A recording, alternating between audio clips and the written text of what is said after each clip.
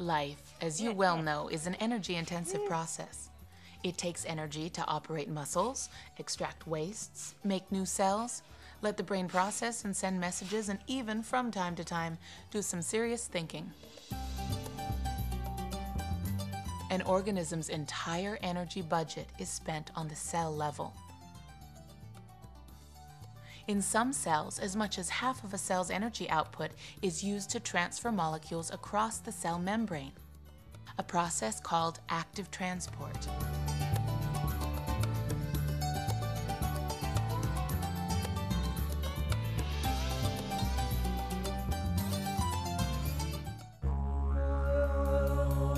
Cell movements require energy, and thousands of energy-hungry chemical reactions go on in every living cell, every second, every day.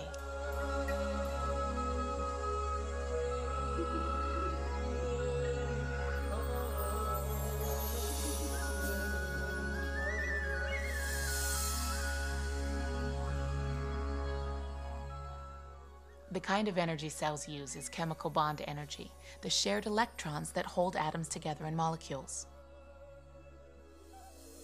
Most cell processes use the same energy source, the rechargeable energy carrier, adenosine triphosphate. ATP has this arrangement, a molecular unit of adenosine coupled to a chain of 3 phosphate groups, thus the name, adenosine triphosphate. The phosphate groups are held to each other by very high energy chemical bonds. But under certain conditions, the end phosphate can break away, and the energy released used for energy-hungry reactions that keep a cell alive. When the end phosphate is released, what is left is ADP, adenosine diphosphate. This change from tri to di is taking place constantly as ATPs circulate through cells.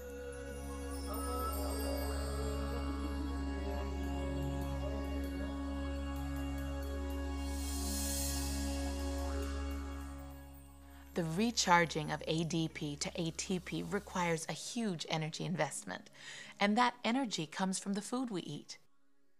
How energy is extracted from food molecules and used to synthesize ATP is one of the great discoveries of modern biology.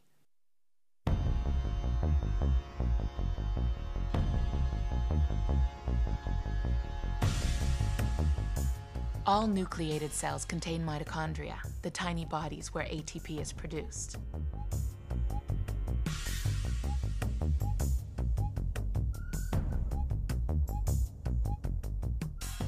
This energetic protist is literally filled with them.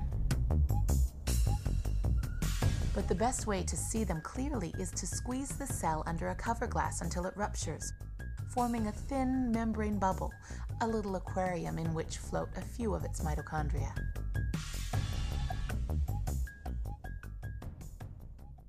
A mitochondrion consists of 2 sacs made of membrane. Folds in the inner sac increase the surface area for chemical reactions that produce ATP. By breaking up mitochondria and separating out the membranes, biochemists have discovered exactly where the chemical reactions involved in synthesizing ATP actually occur. First, mitochondria take in molecules derived from food, molecules with lots of chemical bond energy, the breakdown products of sugars and fats. Sugar contains enough chemical bond energy to burn with a hot blue flame.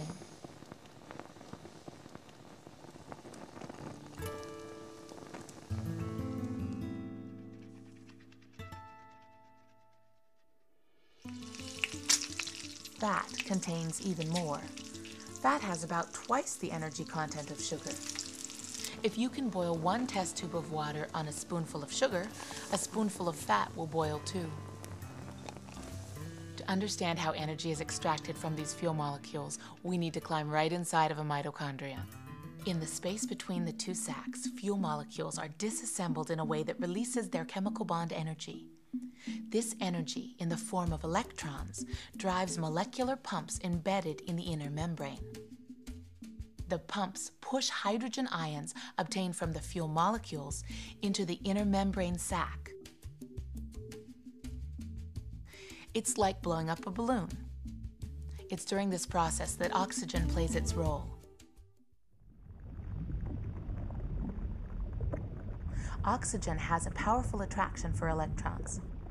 Think of the electrons released from fuel molecules as a stream of water. What oxygen does is lower the stream bed dramatically so that the water, the electrons, can do a lot more work. Some bacteria can live in oxygen-free environments, but also have the ability to use oxygen if it is available. Without oxygen, the cell can make 2 ATP molecules for every sugar molecule metabolized. With oxygen, the same cell can make 36 ATPs from each sugar molecule. Oxygen's powerful pull on electrons allows most of the energy in their fuel molecules to be used to push in the hydrogen ions. The folded inner membrane is studded with enzymes. These enzymes, ATP synthase, offer an opening through which hydrogen ions can escape. As they exit through ATP synthase, they generate the energy required to bond the terminal phosphate onto ADP, converting it to ATP. That's it. That's how the ATP battery is recharged. But what happens to all those carbon atoms that originally made up the fuel molecules? In the process, they combine with oxygen to form CO2, carbon dioxide.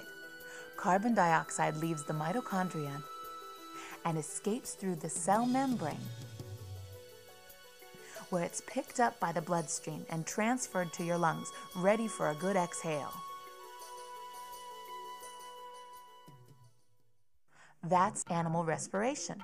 Oxygen in, burn fuel molecules, make ATP, carbon dioxide out. But how about plants? For them, it's carbon dioxide in, oxygen out.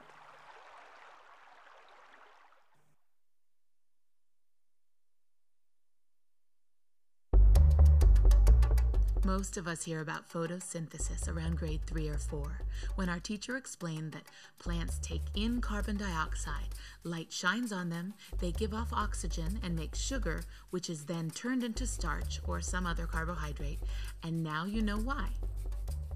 Photosynthesis is the way plants make fuel molecules to feed their mitochondria. In terms of getting energy, the only real difference between plants and animals is that plants make their own fuel molecules, whereas we animals, in order to get fuel for our mitochondria, must eat our green benefactors, or eat something that has.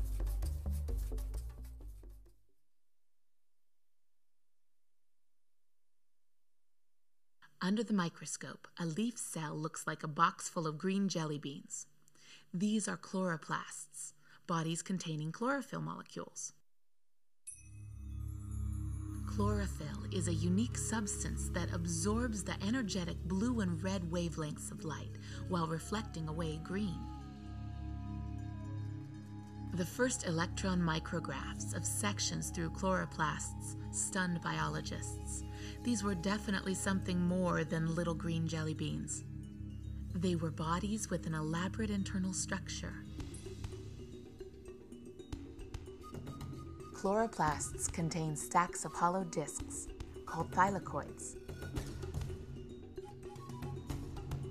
And the thylakoid discs are covered by a carpet of chlorophyll molecules. In these green carpets, light energy is converted into chemical energy, a process that drives the living world.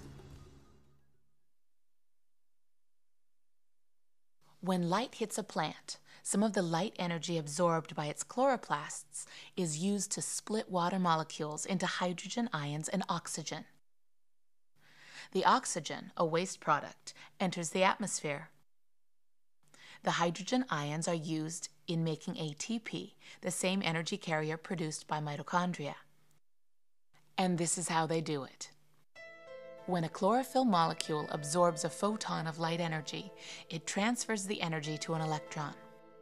So the arrays of chlorophyll act like solar panels, producing electron energy. But instead of flowing down a wire, the electrons flow through molecular pumps that pump hydrogen ions into thylakoid space.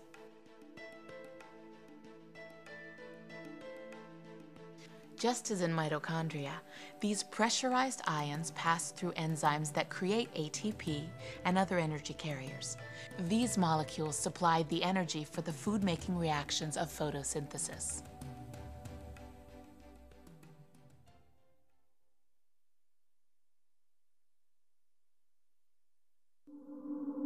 Food-making chemistry occurs in the soupy fluid that surrounds the thylakoid discs. Here, in a complex series of reactions known as the Calvin cycle, carbon dioxide is coupled with longer carbon chains using energy supplied by ATP and other energy carriers acquired from the light reactions. This cycle produces a kind of molecule with a rather intimidating name of phosphoglyceraldehyde, PGAL for short. Some of the PGAL molecules keep the cycle rolling, and some of the 3-carbon PGALs enter an enzyme that unites them to form the 6-carbon sugar glucose. That's what your 3rd grade teacher was talking about. Carbon dioxide in, light on, out comes oxygen and glucose sugar.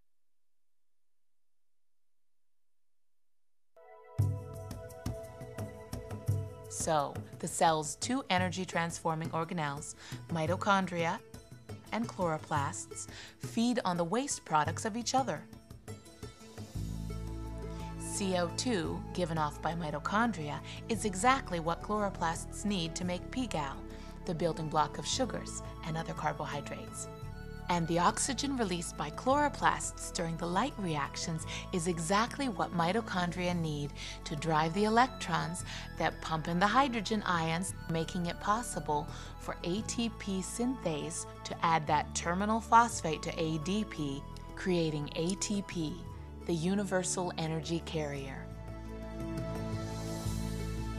And that's how cells get energy.